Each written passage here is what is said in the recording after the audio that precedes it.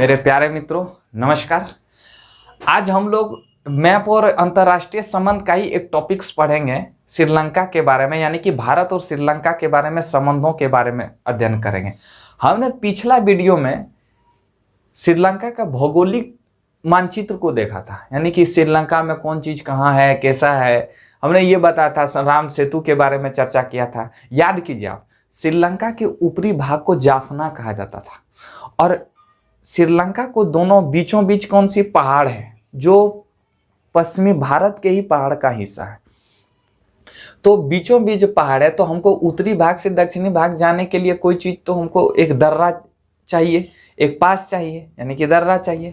दर्रा किसे कहते हैं? तो दो पहाड़ों के बीच के रास्ता को दर्रा कहते हैं। ठीक है, तो बीच में कौन सा दर्रा था? आपका एलिफेंटा दर्रा था। उत्तरी भाग में जाफना और निचली भाग में श्रीलंका था। और इसके बारे में हम लोगों ने, अगर आप वो वीडियो नहीं देखे हैं तो हम डिस्क्रिप्शन बॉक्स में डाल दिए हैं, आप देख लीजिएगा। ठीक है, अब हम लोग समझेंगे भारत और श्रीलंका के संबंधों के बारे में चर्चा करेंगे। देखिए, एक भारत में एक धर्म का विकास हुआ था जिसे बौद्ध धर्म के नाम से जाना जाता है। बौद्ध धर्म के जो संस्थापक थे वो महात्मा बुद्ध थे। देखिए, हम लोग अभी बौद्ध धर्म के बारे में हम लोग चर्चा नहीं करेंगे। हम लोग प्राचीन भारत के इतिहास में इसको गहन अध्ययन करेंगे, इसमें बहुत विस्तार से अध्ययन करेंगे। इसलिए अभी थोड़ा सतही नॉलेज लेकर चलते हैं, अभी खखोरेंगे नहीं हो, अभी एकदम उगरले चलेंगे। तो बौद्ध धर्म के ही अनुयायी किसको कहते हैं? तो फॉलोवर। आजकल हम लोग जो इंग्लिश भाषा में जो बोलते हैं उसको फॉलोवर कहते हैं, और हिंदी भाषा में अनुयायी बोला जाता है। अनुयायी मतलब पालन कर। अगर हमरा जो है पालन करने वाला, मतलब हम जो करते हैं दूसरा हमको देख के करता है तो वो फॉलोवर हो गया। ठीक है, तो अनुयायी थे जो बौद्ध धर्म के अनुयायी थे। उन्होंने, अब देखिए, बौद्ध धर्म का विकास कब हुआ था? मौर्य काल में हुआ था बौद्ध धर्म का विकास। और याद कीजिए, सम्राट अशोक के बारे में हल्का फल्का सुने होंगे। अगर नहीं सुने होंगे तो आप चल जाइए, किसी गुमटी उमटी के दुकान में चाय पीता हुआ नजर आएगा। अगर वहाँ कोई लड़का कोचिंग अगल बगल में है तो वहाँ चर्चा चलेगा सम्राट अशोक। बहुत फेमस है सम्राट अशोक। इतिहास का बहुत ही बेहतरीन राजा थे सम्राट अशोक। ठीक है, तो सम्राट अशोक, यानी कि हम सम्राट अशोक के बारे में नहीं अभी बोल रहे हैं। तो बौद्ध धर्म का जो विकास हुआ, मौर्य काल में विकास हुआ था। उसी काल में बौद्ध धर्म के अनुयायियों ने दो बुक लिखा था जिसे दीपवंश और महावंश के नाम से जाना जाता है। इस बुक में श्रीलंका के बारे में चर्चा किया गया, भारत और श्रीलंका के बारे में, संबंधों के बारे में चर्चा किया गया। अब देखिए, अब हम लोग यहां तक इस बात को हम इतने छोड़ देते हैं। अब इधर से नया बात हम उठाते हैं। देखिए, भारत, सम्राट अशोक जो थे, उनकी एक पुत्री और एक पुत्र था। पुत्री का नाम संघमित्रा था और पुत्र का नाम महेंद्र था। ठीक है, तो सम्राट अशोक जो थे बहुत बड़े राजा थे। मतलब भारत के कई क्षेत्रों में, बहुत बड़े क्षेत्रों पर उनका कब्जा था। और जैसे सम्राट अशोक मरे, इसके बाद धीरे धीरे मौर्य काल का डिक्लाइन होते चला गया। मतलब मौर्य काल जो है धीरे धीरे मौर्य काल में जैसे राजा सम्राट अशोक जैसा कोई राजा नहीं हुए मौर्य काल में। तो सम्राट अशोक के ही पुत्र और पुत्री, सम्राट अशोक बौद्ध धर्म के फॉलोवर थे, यानी कि बौद्ध धर्म को मानते थे। तो बौद्ध धर्म को प्रचार के लिए सम्राट अशोक ने बोधि वृक्ष को देकर, किसको? अपनी पुत्री और पुत्र। पुत्री का नाम क्या था? पुत्री का नाम था मित्रों, क्या था पुत्री का नाम? तो पुत्री का नाम संघमित्रा था और पुत्र का नाम था महेंद्र। तो इन्होंने अपने बेटा को और बेटी को एगो बोधि वृक्ष दे दिया। अब ई चचवा बोधि वृक्ष का होता है? अरे मर्दे, बोधि वृक्ष कुछ नहीं होता, पीपल वृक्ष होता है। तो भगवान बुद्ध को जो ज्ञान की प्राप्ति हुआ था ना, तो पीपल वृक्ष के नीचे ज्ञान की प्राप्ति हुआ था। तो इसलिए जो पीपलवा वृक्ष के नीचे जहां ज्ञान की प्राप्ति हुआ, उस वृक्ष का नाम ही रख दिया बोधि वृक्ष। समझे?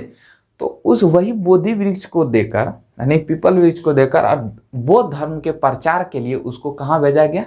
श्रीलंका भेजा गया। आज जब श्रीलंका भेजा गया तो वहाँ पूरा मतलब श्रीलंका में जो है बौद्ध धर्म को मानने लगे सब लोग। इन्होंने ऐसा बताया कि देखिए बौद्ध धर्म जो है, बौद्ध धर्म में ये है वो है, मतलब अपना प्रचार कर दिया इन्होंने। और एक बहुत बड़ी क्षेत्र में बौद्ध धर्म को मानने वाले व्यक्ति हो गए। आज देखिए चाइना में तो पते नहीं, कहने का तो वहाँ बौद्ध धर्म बुद्धिज्म को मानता है, लेकिन वहाँ कोनो धर्म को नहीं मानता है, कहने को है बौद्ध धर्म। ठीक है, तो आज श्रीलंका में आज देखिए बौद्ध धर्म को अपनाया है। ठीक है, तो जब गए वहाँ प्रचार किए, बौद्ध धर्म का प्रचार किए, तो बहुत ज़्यादा लोग ने इन फॉलो करने लगा। और ये बौद्ध धर्म के जो लोग थे ये सिंगली भाषा बोलते थे, सिंगली भाषा। ठीक है, हमने ये लिखा है सिंगली भाषा। देखिए ये प्राचीन भारत के इतिहास की बात मैंने किया।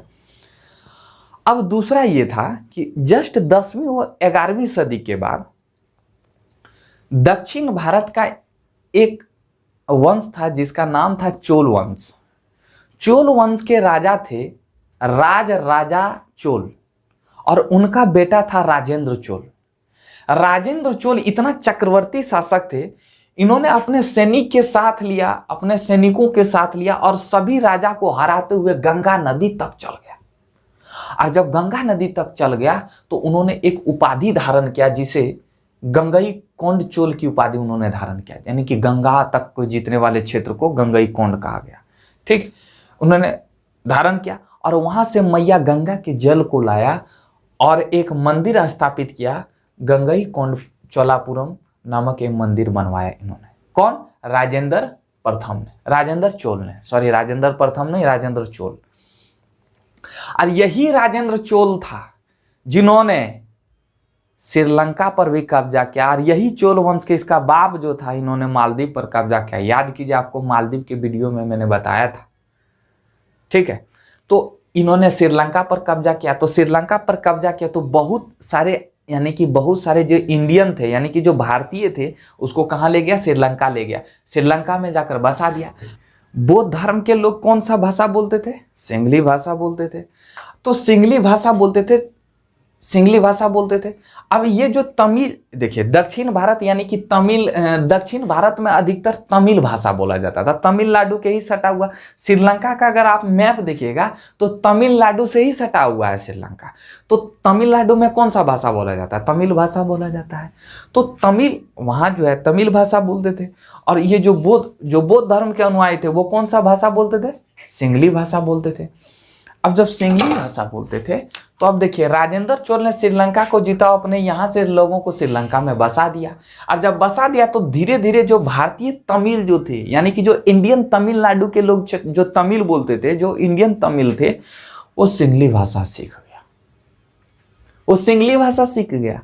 अब देखिए कैसे सीखा, तो आप देखिए कोई रहने, अच्छा बताइए, अमेरिका के छोटकन ही बुचनी बचवा को कौन इंग्लिश सिखाता है? उसको कौन टेंस आता है? वो सुन के सीख लेता है। तो ये लोग सीख गए, और जब सीख गए तो ये लोग चाचा श्रीलंकियन तमिल कहलाए, श्रीलंका वाला तमिल कहलाने लगे। अब देखिए हमने दो चीज के बारे में चर्चा की, एक सम्राट अशोक और दूसरा हमने चोलकालीन राजा राजेंद्र चोल के बारे में चर्चा किया। ठीक है, दो प्राचीन भारत के इतिहास में हमने दो ऐसे राजा के बारे में चर्चा किया जिनका संबंध श्रीलंका से था। ठीक है, देखिए धीरे धीरे देखते समझते चलिए कि देखिए कहाँ से कैसे कैसे संबंध यहाँ बढ़ता चला जाता है। अब देखिए जब यूरोपियन कंपनियों का आगमन हुआ, यूरोपियन कंपनी मतलब कौन? तो यहाँ सबसे पहले पुर्तगीज आए। पुर्तगीज मतलब पुर्तगाल के रहने वाले को पुर्तगीज कहते हैं। भारत के रहने वाले लोगों को क्या कहते हैं बच्चों? भारतीय। पाकिस्तान के आदमी को, पाकिस्तान के लोगों को रहने वाले को क्या कहते हैं? आतंकवादी। चीन को चाइनीज। तो उसी तरह से यहाँ पुर्तगाल के रहने वाले लोगों को पुर्तगीज कहा जाता, और हॉलैंड या नीदरलैंड के रहने वाले को डच कहा जाता था, और ब्रिटेन के रहने वाले को ब्रिटिश कहा जाता था। ठीक है, अब हम लोग समझेंगे यूके क्या था, ब्रिटेन कहाँ कैसे था, वो हम लोग मैप में आगे चर्चा करेंगे। ठीक है, अभी फिलहाल समझिए ब्रिटेन के रहने वाले को ब्रिटिश कहा जाता है। ठीक है, तो ब्रिटिश का सबसे पहले यहाँ पुर्तगीज आए, श्रीलंका में पुर्तगीज का कब्जा हुआ। पुर्तगीज को भी थूर दिया। किसने थूरा? तो पुर्तगीज को ब्रिटिश ने थूरा, डच को भी थूर दिया। अब ब्रिटिश का पूरा श्रीलंका पर कब्जा हुआ, यहां तक कि भारत पर भी कब्जा था उस समय, समझ रहे? तो श्रीलंका के बीच का इलाका जो पहाड़ी है, हमने बताया था ना कि श्रीलंका के बीच का इलाका पहाड़ी है। वहीं याद कीजिए दर्रा है, कौन सा दर्रा? एलिफेंटा दर्रा। तो श्रीलंका के बीच का इलाका पहाड़ी है, और इस पहाड़ी पर पता है क्या चीज का खेती होता है? चाय की खेती होता है, कॉफी वगैरह की खेती होता है, चाय का हवाई वगैरह की खेती होता है। तो यहां ब्रिटिशर्स ने चाय की खेती करना शुरू कर दिया। अब चाय की खेती में मजदूरा कौन? तो मजदूरा ये लोग पकड़ पकड़ के सब कहां से लाए? इंडियन को लाए, इंडियन तमिल को मजदूरा, यानी कि जो इंडियन तमिल जो थे उन्हीं को मजदूरा पकड़ पकड़ के लाए। अब देखिए इंडियन यहां कितने बार पहुंच गए? पहली बार कब पहुंचा? तो पहली बार सम्राट अशोक के कार्यकाल में कुछ इंडियन पहुंच गए बौद्ध धर्म के प्रचार के लिए। दूसरी बार चोलकालीन राजा राजेंद्र चोल के समय में पहुंच गए। तीसरी बार ये चायवा उत्पादन करने के लिए वहां मजदूरा पहुंच गया इंडियन। देखिए 3 बार इंडियन पहुंच गया कहां? श्रीलंका। समझ में आ रहा है कि नहीं? अब जब तमिल जब पहुंचे, अब देखिए हमने 3 के बारे में चर्चा किया, प्राचीन भारत के इतिहास में भी चर्चा कर दिया और आधुनिक भारत के इतिहास के बारे में भी चर्चा किया। देखिए इसका यहाँ मतलब नहीं, संबंधों के बारे में हम धीरे धीरे बैकग्राउंड से खड़ा करके हम अभी प्रेजेंट ईरा तक ले आएंगे, मतलब वर्तमान तक ले जाएंगे कि श्रीलंका का संबंध कैसा है भारत के साथ। अब 1947 में किसको आजादी मिली? बताइएगा मित्रों। 1947 में भारत को कहां किससे आजादी मिली? तो गोरे लोगों से आजादी मिली। 1948 में श्रीलंका को आजादी मिली, किससे? ब्रिटिश से। 1947 में भारत को मिली आजादी और 1948 में श्रीलंका को आजादी मिली। अब एक बात बताइए, जहां जहां गोरखा गया, यानी कि गोरखा मतलब समझ रहे हैं, जहां जहां ब्रिटिशर्स गया था वहां इकट्ठा प्रॉब्लम क्रिएट करके आया है। भारत में गया, भारत पाकिस्तान के बीच युद्ध लड़ा दिया है। श्रीलंका में गया तो वहां सिंगली और तमिलों के बीच अभी तक चलते हैं, छूट अभी तक खत्म नहीं हुआ है। ये जने जने गया है, वने एगो बिखिया डंक को छोड़ के आया। समझे कि नहीं? जने एकदम डंक छोड़ के आया है, और वो डंक ऐसा मारता मारता धुड़ुम धुड़ुम ऐसे करता है, छोड़ता नहीं। जहीं जहीं ब्रिटिशर्स गया है वहीं प्रॉब्लम क्रिएट करके आया है। देख लीजिए आप इतिहास को उठाकर। तो श्रीलंका में सिंगली भाषी लोग में अधिक थे, मतलब सिंगली भाषा बोलने वाले जो लोग थे वो अधिक थे। देखिए श्रीलंका में जो विभाजन हुआ है ना, वो भाषाई आधार पर विभाजन हुआ, जबकि भारत में अगर देखते हैं ना हिंदू मुस्लिम ऐसे अधिकतर जो ऐसा विभाजन होता है धर्म के आधार पर होता है, लेकिन विभाजन का कई रूप हो सकता है, धर्म के आधार पर, भाषा के आधार पर, लिंग के आधार पर, ठीक है। तो उसी तरह श्रीलंका में जो विभाजन हुआ भाषा के आधार पर हुआ, सिंगली भाषा और तमिल भाषा। जो तमिल भाषा के जो लोग होते हैं वो जाफना में रहते थे, जाफना यानी कि श्रीलंका के ऊपरी भाग में, और जो सिंगली भाषी लोग हैं वो जाफना के यानी कि श्रीलंका के क्षेत्र में, ये नीचे वाले क्षेत्र में रहते थे, यहाँ ये नीचे क्षेत्र में रहते थे, यहाँ आपका सिंगली रहते थे और यहाँ जो है आपका तमिल रहते थे। अब देखिएगा एकदम ध्यान से समझिएगा इसको। तो एक बात बताइए, श्रीलंका में सबसे ज्यादा किसकी आबादी थी? सिंगली की आबादी थी। तो अब जब श्रीलंका को जब आजादी मिली तो ब्रिटिशर्स के सामने ये प्रश्न खड़ा हो गया कि हम किसको सत्ता दें श्रीलंका में, ये सिंगली वाले को दें या तमिल वाले को दें। तो उन्होंने क्या किया, बहुसंख्यक जिसका था उसी को सत्ता सौंप दिया और चल गया, भाग गया। उसको बहुत जल्दीबाजी में था। अब देखिए इसमें समझेंगे, इसमें क्वेश्चन पूछता है मेंस में कि ब्रिटिशर्स इतना क्या जल्दीबाजी में थे, मतलब कौन सा कारण थे जो कि वो आज़ादी को देने के लिए बहुत ही जल्दबाज में थे, ऐसा क्वेश्चन पूछा जाता है, ठीक है। तो तमिल और सिंगली, तो सिंगली मतलब बहुसंख्यक थे और उन्होंने किसको सत्ता सौंप दिया? तो सिंगली वाले को सत्ता सौंप दिया। और जब सिंगली वाले को सत्ता सौंप दिया तो अब होगा यहाँ प्रॉब्लम। जिस तरह भारत और पाकिस्तान के साथ प्रॉब्लम क्रिएट किया उसी तरह यहाँ तमिल और सिंगली के साथ करे। श्रीलंका में भी वैसा प्रॉब्लम क्रिएट करके फुर्र उड़ गया सब। अब देखिए यहां हमने तमिलों की बस्ती जाफना में, देखिए जब सिंगली को सत्ता सौंपा तो सिंगली ने अत्याचार करना शुरू कर दिया तमिलों के साथ अत्याचार करना शुरू कर दिया। और तमिलों ने क्या किया, सिंगली ने क्या किया, तमिलों की बस्ती कहाँ थी, जाफना में तमिल लोग रहते थे। अधिकतर तमिल कहाँ रहते थे, जाफना में। तो जाफना में इन्होंने क्या किया, जमीन छीनने शुरू कर दिया। किसने, तो सिंगलियों ने जमीन छीनना शुरू कर दिया। और इतना ही नहीं, 1965 में 1948 में आजादी मिली दोस्तों। 1965 में सिंगली भाषा को ऑफिशियल भाषा का दर्जा दे दिया। यानी कि 1956 में सिंगली भाषा को ऑफिशियल भाषा का दर्जा दे दिया। यानी कि अब कोई भी चीज होगा, यानी कि अगर एग्जाम भी होगा, चाहे उसमें तमिल है चाहे सिंगली हो, सबको एक ही भाषा थोपा जाएगा, वो है सिंगली भाषा। यानी कि आप जिस तरह ये बात को समझिए कि अगर मान लीजिए इंडिया में 22 भाषा का दर्जा दिया गया, बोडो, डोगरी, कश्मीरी, सिंधी, हिंदी, पंजाबी, मैथिली, संताली, नेपाली, असमिया, मणिपुरी, कोंकणी, बंगाली, उड़िया, तेलुगु, तमिल, कन्नड़, मलयालम, गुजराती, मराठी, उर्दू, संस्कृत, 22 भाषा को सौंपा गया था। 22 भाषा का दर्जा दिया गया संविधान में, लेकिन यहाँ जो है एक ही भाषा को मान्यता देगी। आप एक बार देख लीजिए, अगर कभी कभी सरकार कहती है कि एक ही भाषा को भारत में एक राष्ट्र एक भाषा ऐसा बोला जाता है, तो तमिलनाडु, कर्नाटक के लोग ये विरोध करना शुरू कर देते हैं। क्यों? क्योंकि भारत विविधताओं का देश है, यहाँ विविध भाषा बोली जाती है, तो इसलिए यहाँ कोई एक भाषा का दर्जा नहीं दे सकते हैं। अगर हम हिंदी को आधिकारिक भाषा दर्जा दे देंगे तो जितने भी दक्षिण भारत के लोग हैं वो लोग पिछड़ जाएंगे, वो लोग कभी भी हमारे शासन व्यवस्था में उन लोग का भागीदारी नहीं हो पाएगा। ठीक है, तो उसी तरह सिंगलियों ने अपने सिंगली भाषा को आधिकारिक रूप में भाषा घोषित कर दिया।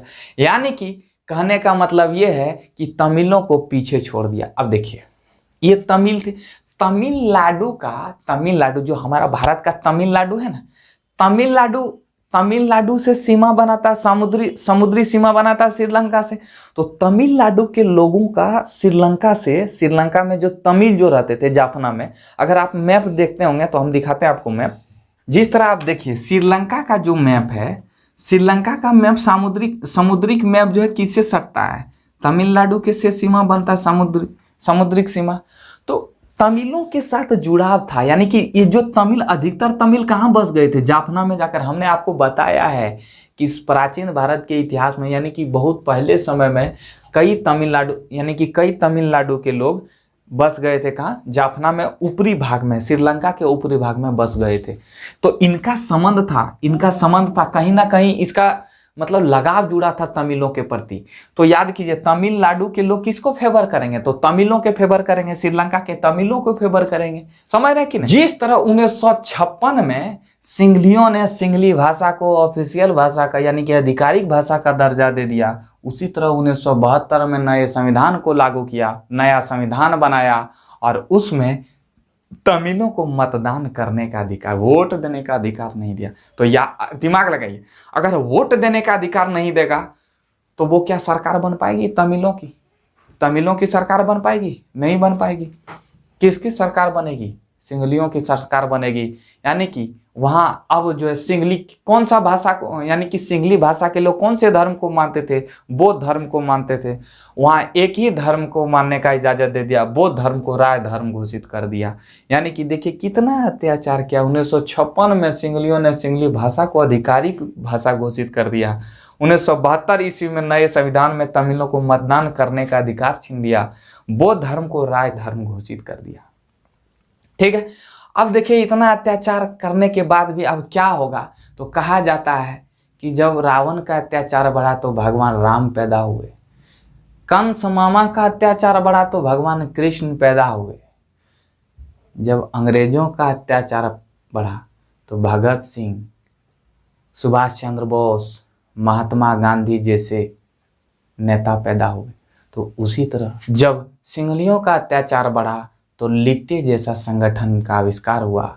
और देखिए समझते हैं लिट्टे ने क्या ऐसा किया और उनका भारत पर इफेक्ट क्या पड़ा, उधर अमेरिका और रूस वगैरह वगैरह क्या हुआ समझते हैं। अगर आप स्क्रीनशॉट लेना चाहते हैं तो ले सकते हैं।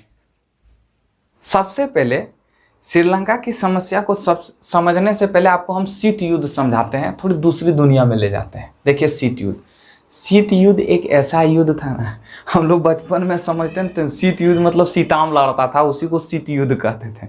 शीत में जो लड़ता था उसे शीत युद्ध कहते थे, समझे। तो बचपन में ऐसा दिमागे कहाँ था, छीट छाट माइंड रहता है बचपन में। शीत युद्ध क्या होता था, एक ऐसा युद्ध जिसमें हथियार का प्रयोग नहीं होता है, एक ऐसा युद्ध जिसमें दो पक्ष रहता है, लेकिन दोनों जो मेन आदमी रहता है वो हथियार का प्रयोग नहीं करेगा, लेकिन दूसरे कुटा जाएगा कोई दूसरा। जैसे फिल्म में नहीं देखते हैं, एक हीरो है एक विलन है, हीरो दोनों झगड़ा किस में है, हीरो और विलन में झगड़ा है, लेकिन कुटाता कौन है, कोई दूसरा कुटा जाता है, थुरा जाता है, कोई दूसरा थुरा जाता है, उसी को शीत युद्ध कहते हैं। तो शीत युद्ध में एक पक्ष मतलब एक पक्ष था अमेरिका और दूसरे पक्ष में था मतलब दूसरे तरफ था रसिया, यानी कि रूस था, यूएसएसआर। उस समय रूस टूटा हुआ नहीं था। रूस जो है ये जो Kazakhstan, Kyrgyzstan, Tajikistan, Turkmenistan, Uzbekistan, ये सब जितने भी देश थे सब एक तरफ थे, मतलब ये उस समय रूस का हिस्सा था, समझे। और चीन जो है रूस को फेवर करता था। चीन में एक ही उस समय साम्यवाद था, वहां भी साम्यवाद है। तो एक तरफ यूएसए था और एक तरफ रूस था, ये समझिएगा रूस को। दोनों देश चाहता था कि हमारे फेवर में अधिक से अधिक आदमी आए, अधिक से अधिक देश आए। यूएसए भी चाहता था हमारे गुट में शामिल हो, अधिक से अधिक सब देश हमारे गुट में शामिल हो। रूस भी चाहता था कि हमारे गुट में अधिक से अधिक शामिल हो, समझे कि नहीं। तो भारत एक ऐसा कंट्री था, बोला कि नहीं हम एकराम शामिल होंगे ना एकराम शामिल होंगे। तो जवाहरलाल नेहरू ने एक आंदोलन चलाया जिसे गुट निरपेक्ष आंदोलन कहते हैं। गुट मतलब हम कौन हो, गुट निरपेक्ष मतलब किसी गुट में शामिल नहीं होंगे, उसे गुट निरपेक्ष आंदोलन कहा गया, ठीक है। नेहरू जो है भारत किसी गुट में शामिल नहीं हुआ, लेकिन है ये छोटका जो है, ये छोटका देशवा जो है या श्रीलंका जो है, श्रीलंका यूएसए में शामिल हो गया। और भारत जो है अप्रत्यक्ष रूप से, प्रत्यक्ष रूप से नहीं, चुपके किस में शामिल हो गया, रूस में शामिल हो गया था, समझे कि नहीं। अब ये बात तो अमेरिका को पता लगेगा ही लगेगा। तो अमेरिका जो है श्रीलंका को अपने गुट में शामिल कर लिया था, यानी कि श्रीलंका यूएसए के गुट में शामिल हो गया था। अब देखिए, जब कोई देश से दुश्मनी हो तो वो देश चाहता है कि हम चारों तरफ से इस देश को घेरें। जैसे चाइना को जो है भारत से दुश्मनी है, भारत को चाइना से दुश्मनी है, तो चाइना चाहता है कि हम भारत को चारों तरफ से घेरें। इसलिए तो भारत से चारों तरफ ही कब्जा कर रखा चाइना। यहाँ देखिए आपका ये कोको द्वीप, यहाँ हम्बन टोटा बंदरगाह, पाकिस्तान में जो है ग्वादर बंदरगाह, सबको जो है मतलब चारों तरफ से घेर रहा है, समझे कि नहीं। यानी कि अगर युद्ध हो जाए तो चारों तरफ से हमला करें, चारों तरफ से, जमीन आसमान थल जल सल चारों तरफ से हमला करें। तो उसी तरह श्रीलंका जो है, यानी कि अमेरिका चाहता कि हम रूस को बॉस करें, हम बॉस बन जाएं, हम डाउन हो जाए दुनिया का। अमेरिका रूस चाहता कि हम डाउन हो जाए दुनिया का। तो ये जो श्रीलंका जो, आप देखिए इधर से अगर श्रीलंका अगर इधर ये रूस जो है इधर से आएगा, तो देखिए ये जो है ना, ये जो आर्कटिक क्षेत्र जो है, आर्कटिक महासागर है, आर्कटिक महासागर में बर्फ जमा रहा था। तो यहाँ इधर से नाव वगैरह तो चलेगा नहीं, जहाज वगैरह जाएगा नहीं, इसमें बर्फ में कैसे जहाज जाएगा। तो ये क्षेत्र से अगर जाएगा तो इधर अगर हमला करेगा इधर कहीं, तो इधर से आएगा। तो ये जो है, अब देखिए चीन रूस ये सब क्या था, एक तरफ था, चीन और रूस एक तरफ था। तो चीन जो है, चीन अगर मान लीजिए हमको कहीं हमला करना है इधर, तो हमको चाहिए ये मार्ग चाहिए, हमको ये जल मार्ग चाहिए। तो अब इसको अमेरिका को दिखाया कि हम अब इधर का कैसे पता लगाएं, कि अगर इसका जहाज इधर से आएगा तो हम इसका जहाज को कैसे पता लगाएं कि क्या वो रसिया जहाज भेज रहा है, चुपके से कितना भेज रहा है। तो उन्होंने इस अपने मार्ग में श्रीलंका को चुना। श्रीलंका के हम्बन टोटा बंदरगाह पर उन्होंने एक ट्रांसमीटर लगवा दिया। हम्मनटोटा बंदरा श्रीलंका के सरकार को बोला कि आप एक ट्रांसमीटर लगाइए और जो है इधर से जितना भी जहाज आता है उस पर निगरानी कीजिए, समझे। अब देखिए यहाँ से विवाद हो गया। अब ये बात समझ में आ गया कि नहीं। अब इतने बात को हम रोक कर दूसरी बातें पर चलते हैं, ठीक है। अब देखिए शीत युद्ध वाला बात उधर ही दिमाग में रखिएगा, अभी हम उसको लिंक कर देंगे एक दूसरे से। अब देखिए 1972 में नया संविधान बना, नया संविधान लागू हुआ, यानी कि तमिल यानी कि सिंहली को राजभाषा का दर्जा दे दिया। अब आजादी के 30 साल बाद तमिलों ने कोई हिंसा नहीं किया, कोई हिंसा नहीं किया। कोई बोला कि ठीक है जो जैसा करना है हमको जीवन जीना है, जीने का अधिकार, तो कोई अधिकार नहीं किया। अंत में सरकार श्रीलंका की सरकार ने, यानी कि जो सिंहली जो सरकार थे, जो सिंहलियों का सरकार थे, उन्होंने इसे हिंसा किया किस पर, तमिलों पर हिंसा करना शुरू कर दिया। और जब हिंसा करना शुरू कर दिया तो 30 साल के बाद, यानी कि 1948 में आज़ादी हुआ, 1948 में आज़ादी मिली, और 30 साल के बाद यानी कि 1978 के बाद तमिलों ने भी आंदोलन करना शुरू कर दिया। और जब आंदोलन करना शुरू कर दिया तो कहा जाता कि अगर अल्पसंख्यक है ना, अल्पसंख्यक हैं, तो गांव देहाती भाषा में एक कहावत है, कहावत है कि जिसकी बीबी निम्न रहती न तो सबकी भौजी हो जाती है। मतलब जिसकी बीबी कमजोर होती न तो सबकी भौजी हो जाती है, वही बात है यहाँ। तो तमिल वाले को क्या किया, तमिल वालों ने आंदोलन किया, तो तमिल वाले उल्टे सरकार ने दबाव डाल दिया कि तुम लोग रहना नहीं चाहते हो, ये श्रीलंका में नहीं रहना चाहते, तमिल लोग श्रीलंका में नहीं रहना चाहते हैं, इसलिए ये लोग आंदोलन कर रहे हैं। उल्टे फंसा दिया इन लोग को, ठीक है। जब तमिलों को लगा कि अब आंदोलन से होने वाला नहीं है कुछ, जब आंदोलन से कुछ नहीं होने वाला है, तो अंत में 1976 में प्रभाकरन द्वारा लिट्टे यानी कि लिबरेशन टाइगर ऑफ तमिल इलम की स्थापना की। और इतना ने, इसका खुद का आर्मी था, खुद का थल सेना, खुद का जल सेना, खुद का एयरफोर्स, सब था इसके पास, जहाज था, पनडुब्बी वगैरह था इसके पास, खुद का। सोचिए इतना मतलब डेवलप था कहीं। और इतना ही ने श्रीलंका जो है ना, श्रीलंका, ये श्रीलंका है, श्रीलंका के यहाँ तो इधर जाफना है ये है ना, इधर तमिल लोग रहते थे, श्रीलंका के इतना भाग पर कब्जा हो गया इसका। अब तो ये लोग सोच रहे, अब मतलब अधिकतर श्रीलंका के भाग पर लिट्टे का कब्जा हुआ। अब लिट्टे का क्या मांग था, तमिलों को अधिकार दिया जाए और तमिलों को एक अलग राष्ट्र का दर्जा दिया जाए, मतलब तमिल के लिए एक अलग राष्ट्र हो और तमिल को अधिकार दिया जाए जो अधिकार नहीं दिया गया था, समझे। अब देखिए एक बात बताइए, अमेरिका उस समय भारत के पक्ष नहीं था। याद कीजिए जब भारत पाकिस्तान से युद्ध हुआ था तो अमेरिका किसका साथ दिया था, पाकिस्तान का साथ दिया था, समझे कि नहीं समझे।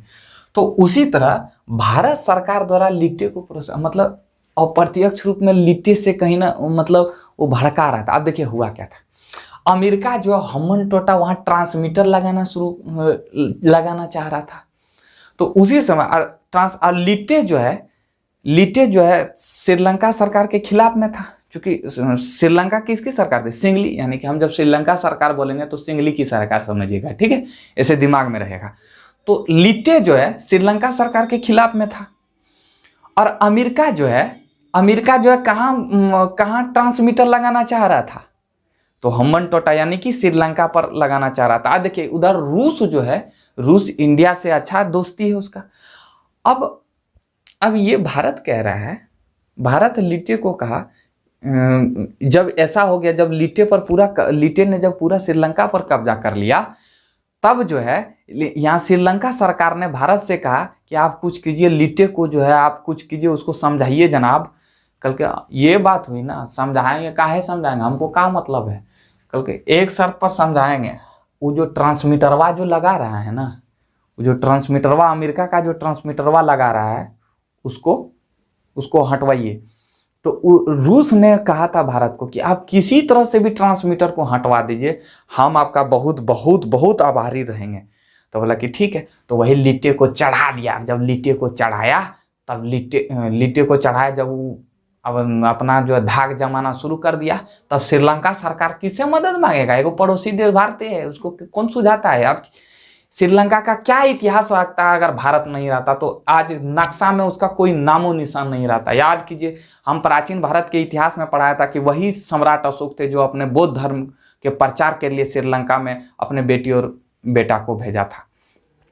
तो जब भारत सरकार ने श्रीलंका सरकार से कहा कि आप ठीक है, हम आपकी मदद करेंगे, लिट्टी को हम हटा देंगे, लेकिन आप जो है हम जो ट्रांसमीटर लगा रहा है उसको आप अमेरिका जो लगा रहा है उसको हटवा दीजिए। कल के ठीक है, हटा देंगे।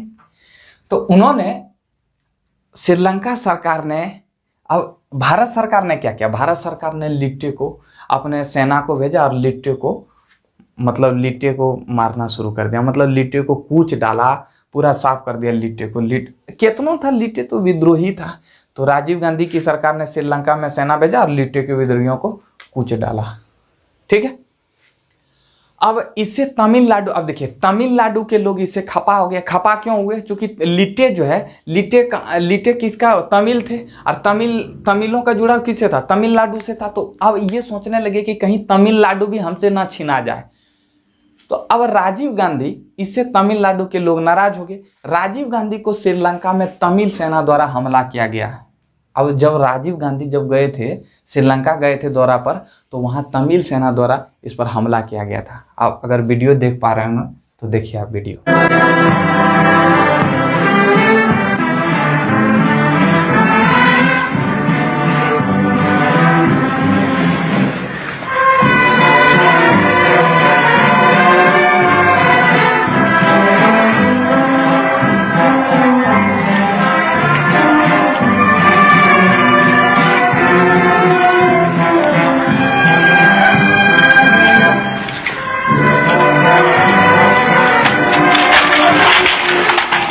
शर्म की बात है कि इतने बड़े देश की प्रधानमंत्री को राइफल के बट से मारा गया था, और समझना चाहिए इस बात को।